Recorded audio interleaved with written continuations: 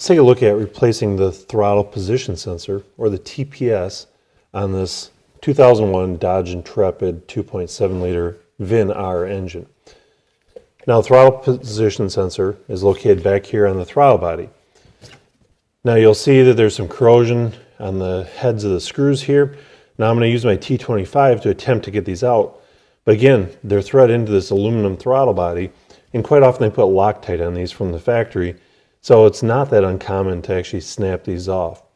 So good news is our kit came with some new ones, but hopefully we're not going to need the new ones. I'm not a big fan of drilling out broken bolts here. If that's the case, we're going to have to remove the throttle body and do some drilling and additional machine work there. But first off, let me pinch the tab and remove the electrical connector. I'm going to kind of set that off to the side. Then I will take my T25 Torx bit along with my 1/4" ratchet here. All right, I got the first one moving here. Let me try that bottom one to make sure I'm not in for any additional surprises yet.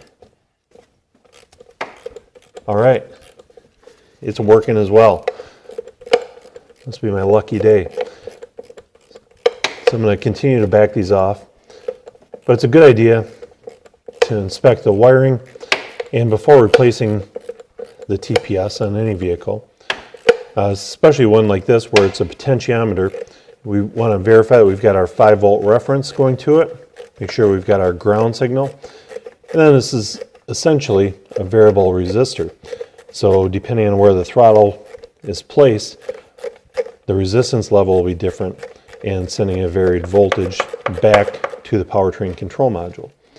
Now, some newer vehicles use a different style TPS in which it'll have a Hall effect sensor and more of a digital signal. However, this one's just a varied constant voltage going back to the PCM. Got my bottom one out. Continue getting this top one out.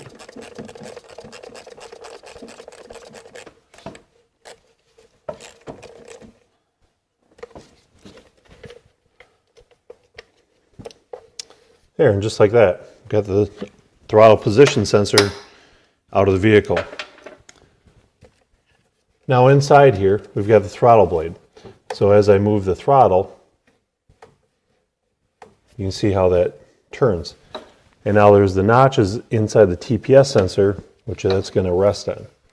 So when I put this new one in here, I want to make sure it's setting on there properly so that it's actually reading.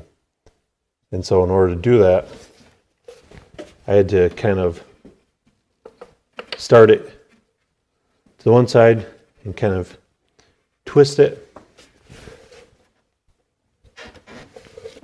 and get it set into place.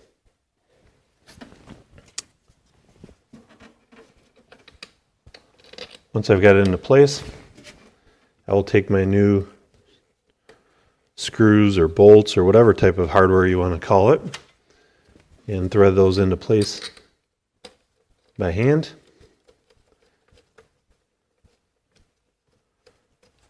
Now I just need to tighten them down, take my wiring and route it back the same way it was. I want to make sure we're up against this heat shield on the EGR tube here. If this heat shield is missing and we lay this against it, it's going to melt our wiring, causing other issues. So once I've got everything tightened down, I'll make my electrical connection, clear any trouble codes. Then if a scan tool is available, I want to do a throttle sweep with the key on engine off. Make sure that it goes from about 0.5 volt up to about 4.5 volts, a wide open throttle, indicating that my new TPS is operating properly. Once that's done, we should be all set to go. Hopefully now you understand what it takes to replace the TPS sensor on this 2.7 liter Dodge Intrepid engine.